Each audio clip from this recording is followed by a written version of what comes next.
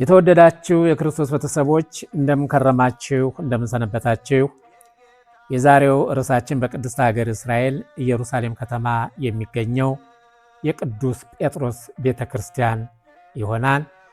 ይህ የቅዱስ ጴጥሮስ ቤተክርስቲያን እንግዲህ የቀያፋ የሊቀ ካህኑ የቀያፋ ቤት እንደነበረ ይታወቃል። በዛን ጊዜ ጌታችን መድኃኒታችን ኢየሱስ ክርስቶስ እንግዲህ በአጸደ ሐምል ይሁዳ አሳልፎ ሰጠው። አሳልፎ ከሰጠው በኋላ በዛን ጊዜ ምሽቱን ሌሊቱን አዳር እንግዲህ እንዴት ሲንከራተት እንዳደረ የት ቦታ ታስሮ እንደነበረ የሚገልጽ ርዕስ ነው። ቀጥታ ወደዛ ወስዳቸዋለሁ፣ ተከታተሉኝ ለማለት ነው። ጌታ ታስሮ ሕዝብ በተሰበሰበበት መካከል ከአጸደ ሐምል ወደ ሐና ቤት ወሰዱት። በዚያን ወራት ሹሙ ሐና ነበረ። ጴጥሮስና ዮሐንስ በሩቅ ሆነው ይከተሉ ነበር። ከሊቀ ካህኑ ቤት በደረሱ ጊዜ ደቀ መዛሙርቱ ምን እያሉ ያስተምራሉ? አንተስ ምን እያልክ ታስተምራለህ? ብሎ ጠየቀው። ወደ ሐና በቅድሚያ የወሰዱት በዛች ዓመት ሊቀ ካህናት ለነበረው ለቀያፋ አማቱ ስለነበረ ነው ይባላል።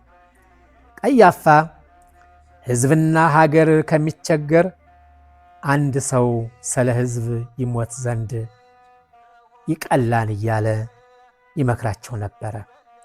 ሊቀ ካህናቱ ስለ ትምህርቱም ላደረገው ጥያቄ አይሁድ ሁሉ በሚሰበሰቡበት በምኩራብ እና በመቅደስ በበዓል ተናገርኩም አስተማርኩም በስውር የተናገርኩት ስለሌለ ስለምን ትጠይቀኛለህ?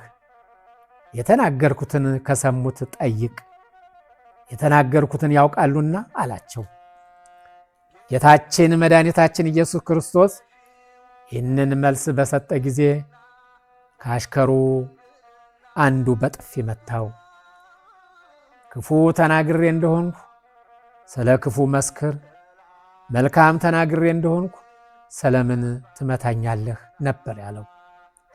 ሰው በዚህ ዓለም በሚቆይበት አጭር ዘመኑ ከክፉ ሥራ ይልቅ በጎ ሥራ ሰርቶ ለማለፍ ለምን አይሞክርም? የክፉ ሥራ ዋጋው መሆኑን ዘንግቶ ይሆን? ከሞትም በፊት ክፉ ሥራ ሰርቶ በሥራው ልክ ዋጋውን ይቀበላል እንጂ አንዱ ባንዱ ላይ ቀልዶና ስቆ አይቀርም። ወገኖቹ አይሁድ በጌታ ኢየሱስ ላይ ግፍ የዋሉበትና በደል የሰሩበት እርሱን ለመጉዳት ወይም እርሱ የሚጎዳ ሆኖ ሳይሆን ለሰዎች ትምህርትና ምሳሌ እንዲሆን ነው። አይሁድ በሰሩት ሥራ ምን አተረፉ? ምን አገኙ?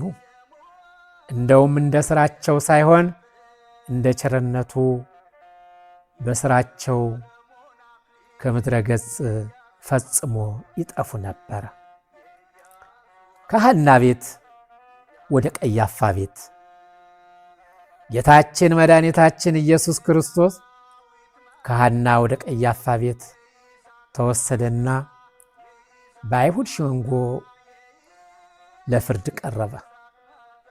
የቀያፋ ቤት የነበረው የአርመኖች ገዳም ነበር። ቅዱስ ጴጥሮስም የካደው በዚሁ ቦታ ነበረ። ጌታ ኢየሱስ ከቀያፋ ቤት ወደ ገዡ ግቢ ወሰዱት። ጲላጦስ ወደ ውጭ ወጥቶ ይህን ሰው ስለምን ትከሱታላችሁ ብሎ ጠየቃቸው። ይህስ ክፉ ባያደርግ ወደ አንተ አሳልፈን ባልሰጠንም ነበር ባሉት ጊዜ እናንተው እንደ ሕጋችሁ ፍረዱበት አላቸው። ማንንም ልንገድል አልተፈቀደልንም አሉት። ከዚህ ላይ ነው የሰው አስተያየትና የፍርድ መዛባት የሚታየው። በጌታ ኢየሱስ ላይ የሚደረገው ሁሉ ተፈጻሚነቱ እንዳለ አስቀድሞ በመነገሩ አዲስ ነገር አይሆንም። ዳሩ ግን ጌታ ኢየሱስ ምንም ጥፋት እንደሌለበት ጲላጦስ እያወቀ ለምን ከሳሾቹን አማከረ?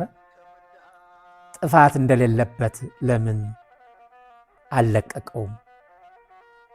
ሰው ሕሊናው ያልተቀበለውንና ያላነበበውን ሰዎችን በመፍራት እንዴት ስህተት ላይ ይወድቃል? ስልጣን ለምን ያህል ዘመን አብሮ ይኖራል? ባልታሰበና ባልተጠበቀ ጊዜ ለሚቀረው ወይም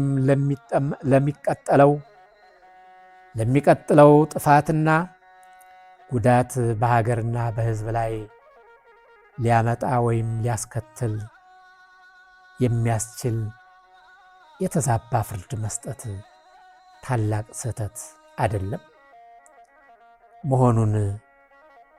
ለመሆኑ ጆሮ ያለው ይስማ።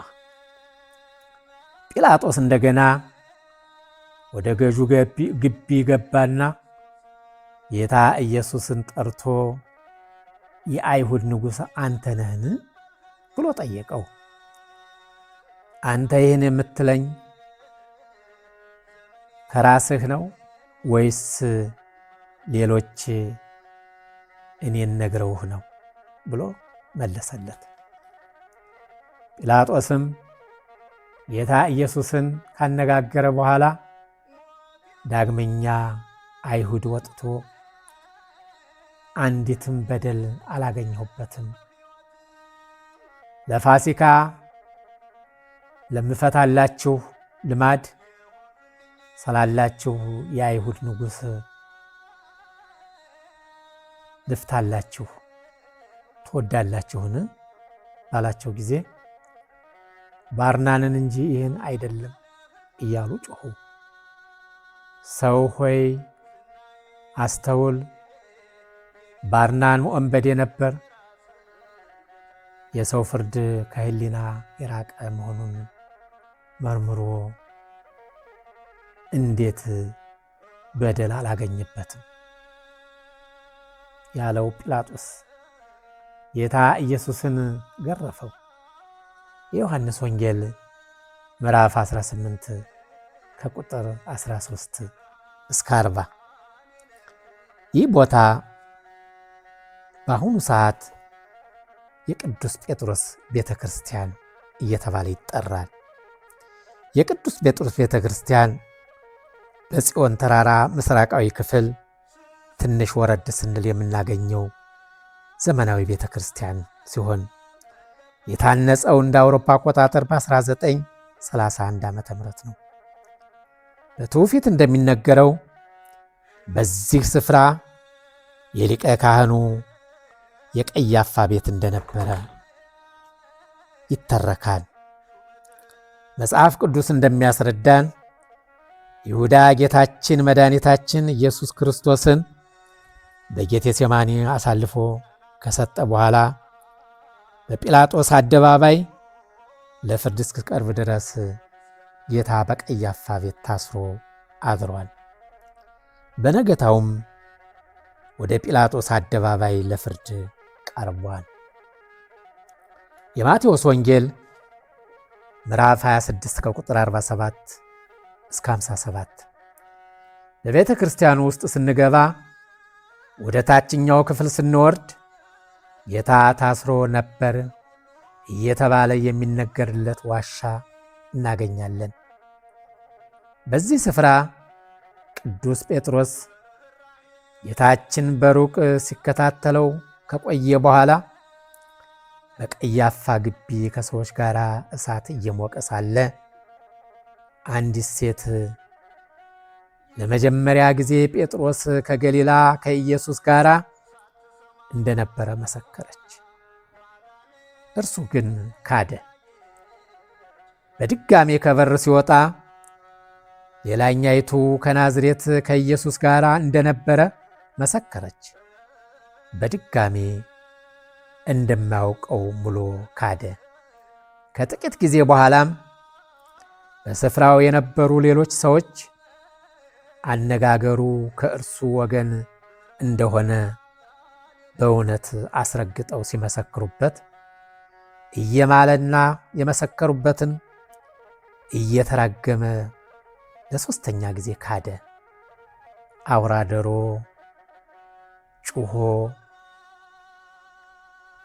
ጌታ ዶሮ ሳይጮህ 3 ጊዜ ትክደኛለህ ያለው ትንቢት የተፈጸመበት ቦታ ነው።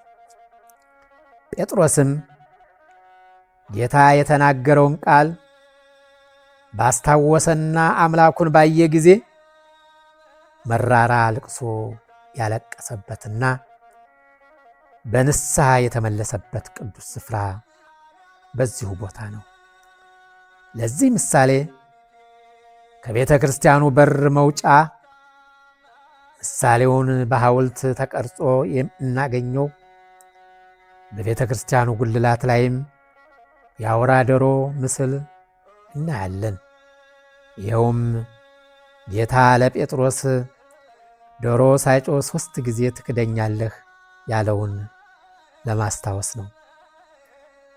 በዚህ ቦታ በውስጡ ስንገባ የቤተ ክርስቲያኑ ዲዛይንና በውጭም ሆነ በውስጥ በጣም ደስ የሚል ከፍተኛ ተራራ ላይ ያለ ቤተ ክርስቲያን ነው። በዚህ በቤተ ክርስቲያኑ ግራና ቀኝ ስንመለከት ወደ ግራ በኩል ስንመለከት የዳዊት ከተማ አላቅሳ መስጊድ ፊት ለፊት ይታያል።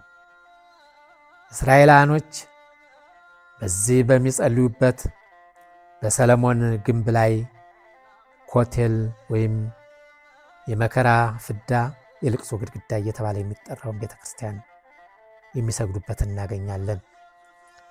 ስንመለከት ወደ ታች ከዚህ ይሁዳኖች ከሚሰግዱበት ትንሽ ወረድ ስንል ውስጥ ለውስጥ 5 ደቂቃ በእግር የሚያስከደው የሰሊሆንን ወንዝ እናገኛለን። በዚህ አካባቢ የዳዊት መቃብር ያለበት እመቤታችን ቅድስት ድንግል ማርያም በዚህ ቦታ ያረፈችበት በጽርሐ ጽዮን ሐዋርያት በዚህ ቦታ ጌታችን መድኃኒታችን ኢየሱስ ክርስቶስ ጋር ሆነው የፋሲካን በዓል ያከበሩት በዚህ በጽርሐ ጽዮን አካባቢ ነው። ይህ አካባቢ ደብረ ጽዮን፣ ጽርሐ ጽዮን እየተባለ ይጠራል። ይህ የቅዱስ ጴጥሮስ ቤተክርስቲያን የሚገኘውም ከዚሁ ከጽርሐ ጽዮን ትንሽ ወረድ እንዳልነ በፊት ለፊቱ ይገኛል ማለት ነው። የተወደዳችሁ የክርስቶስ ቤተሰቦች የዛሬው ርዕሳችን